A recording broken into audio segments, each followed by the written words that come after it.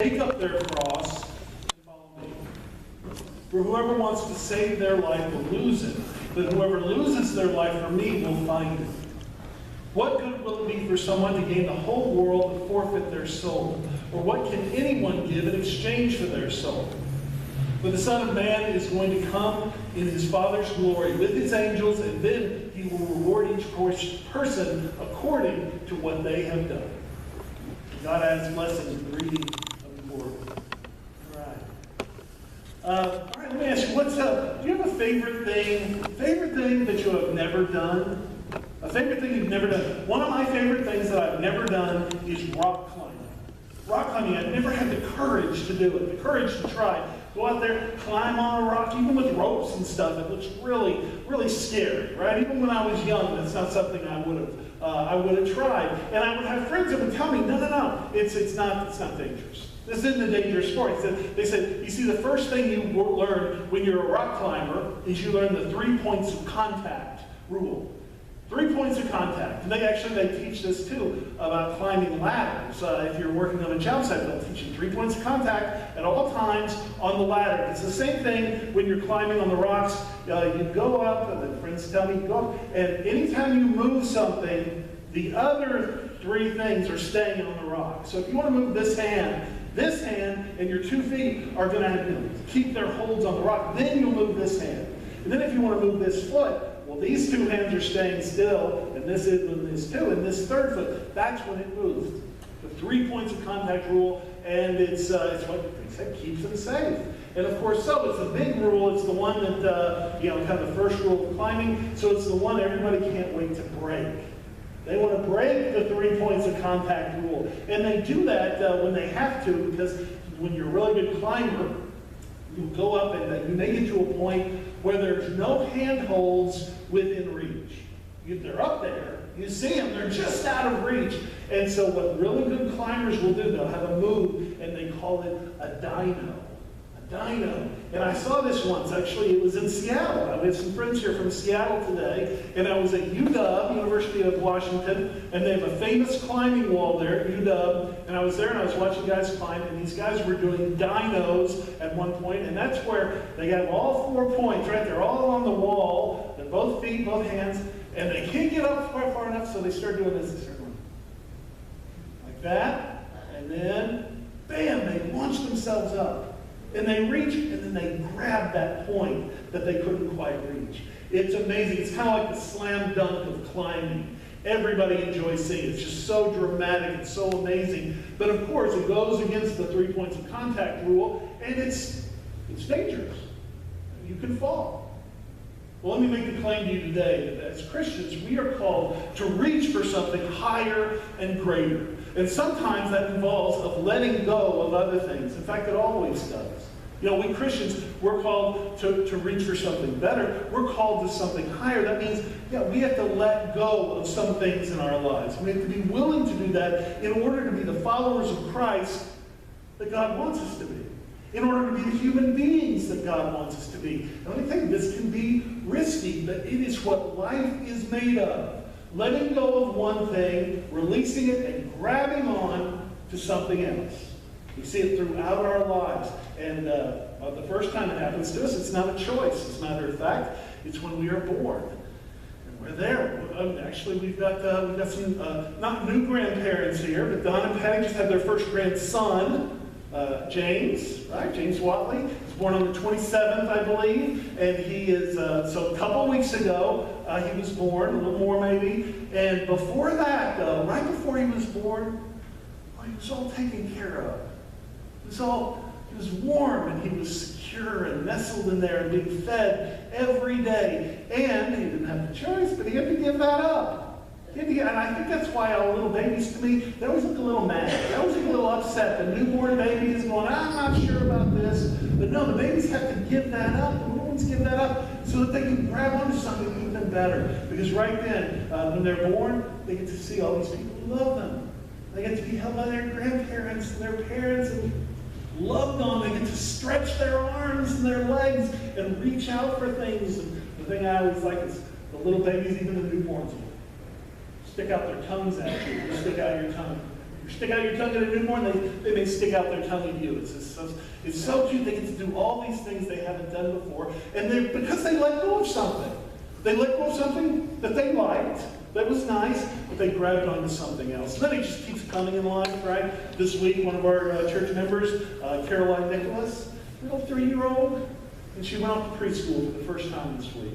And there she was. She left home where she had gotten all figured out. She got home all set, and she knew it, and she's kind of in her home, as any 3-year-old should be. She's the center of the world, right? Everybody's paying attention to her. Everybody loves her. And there she went on Thursday off to school where she most definitely wasn't the center of the world, right? There were lots of kids that were there. And she had that experience of letting go of one thing, being at home with her mom each day, and grabbing onto this new and exciting thing. And then they keep coming for us in our lives. And in fact, I'm right there. The Bryce family, this is where we are this week. Letting go of one thing, grabbing onto another. Our daughter Elizabeth's 18 and a half years old, and now she's heading off to college this week. We're going to take her over to Fort Worth to start at TCU, and this is a moment for her of letting go. And it's a moment, too, for her parents of letting go. And I remember so well, 18 and a half years ago, when she was born, I remember in the hospital, the moment when they took her and they put her in that little crib that's in the delivery room, and I was just looking at her. I couldn't believe it. I was fascinated. And I remember one of the very first things I thought, looking at my little brand new daughter, was, oh no, she's going to go off to college someday. That's what I thought. Even when she was tiny, I mean, boy, that's a glass half full kind of person. But I was worried about letting her go. Here, that week has finally come after 18 and a half years, and there's going to be this exchange this week. For her, it will be very exciting, and it's very joyful, and for me and her mom, it's going to be very sad. But it's a letting go of one thing and grabbing onto another. And that's what life is really made of. These little decisions, and it doesn't come in one grand moment. I mean, there are these big moments, but you know what? We're making these choices every day. And every day we're making choices that are either leading us closer to God or further away, right? We're climbing up our life climb. Here we are on the side of the hill in our life, climbing up, and we've got a choice which route we take. And we take the route toward God, and it's the tougher route. It's the tougher climbing route. It's much more difficult, or we can take the easy thing. I'll tell you, that's what life is offering us every day. These little transactions, these little exchanges. Life will come up to us one day, kind of nudge us and say, hey, look at this. See this thing? Wouldn't this be fun? Wouldn't you have a good time? What are you willing to give me for this? What are you willing to give me? Well, sometimes it's a great temptation. Sometimes it's something we really want, but maybe it's going to hurt those around us. Whoa, we're tempted by it. We want to do it. And we have to decide, are we willing to hurt those around us in order to have this thing that we want to have? These little exchanges, again, some of them draw us closer to God, and some of us take us much further away. I think about our young people starting school this week, and one thing that they will be asked, and one thing they'll have to ask themselves, either consciously or unconsciously, is, if I want good grades, what am I willing to give for good grades? What am I willing to give? Am I willing to give the hard work required for the good grades? Am I willing to give the time it would take? Am I willing to sacrifice other things I might want to be doing other than study? But here's another side of that coin. What am I willing to do to get the A on that test? Am I willing to cheat? Am I willing to give some of my integrity in order to do that? Boy, it comes all the time, especially for our young people. What are you willing to do to get into that club? What are you willing to do to make that team? That group of people you want to hang around with, how are you willing to act in order to hang around with that group of people? Questions keep coming. Each decision we make, again, either leads us closer to God or takes us further away. Each decision we make makes our lives, makes who we are. And it's not just that way for kids. It's not just that way in school. It's that way for all of us in life. Adults in life, we're given lots of choices here. Lots of tests of our integrity. The kind of people we want to be. Whether or not we want to follow what we know God wants for us. What are we willing to do to make a little bit more money? What are we willing to do to save some money on taxes? What are we willing to do to make a sale? What are we willing to do to take that next step in our career? Are we willing to do the things that life is tempting us to do, the ugly things that life puts before us, as we see it. Boy, we see it all the time on television and reality TV shows. What does it take to succeed? Are you willing to do those things? I am here to win, people say. I'm not here to make friends. Is that the way we want to see our lives? Is that the kind of life we want to live? Is that the route up the hill that we want to take? Throughout life, these little decisions we make every day are forming our lives, are forming who we are. It's true even with our health. Boy, there's things we know we're supposed to do about our health. We're supposed to listen to the doctor. We're supposed to eat the right things. There are things we're not supposed to do because they hurt our health. And are we willing to do that, or are we going to make some bad exchange? Well, these exchanges do make who we are. They make up in our life what we do. And we don't answer them in one moment. It'd be kind of nice, though, if it was just one moment where we had to decide, all right, is it this way or is it that way? One moment where the Lord came to me and said, listen, Bryce or Smith or Jones, are you going to follow or are you not? Are you going to make this sacrifice or are you not going to make this sacrifice? And that's not the way it is. It happens every day, and it happens in lots of little ways, and it's up to us to take the path that God would have us take. Because, man, it is like life, in a lot of ways, is like one of those guys climbing up some great big cliff, El Cap in Yosemite. And here we are, and we are climbing up, and we are making through our life. And right now for you, right now, in your life, you might be right in the middle of a difficult part of your climb. And right now you may be looking and seeing that the next handhold that God has for you is a little bit out of reach. It's a little bit hard to get to. But what are you going to do to get there?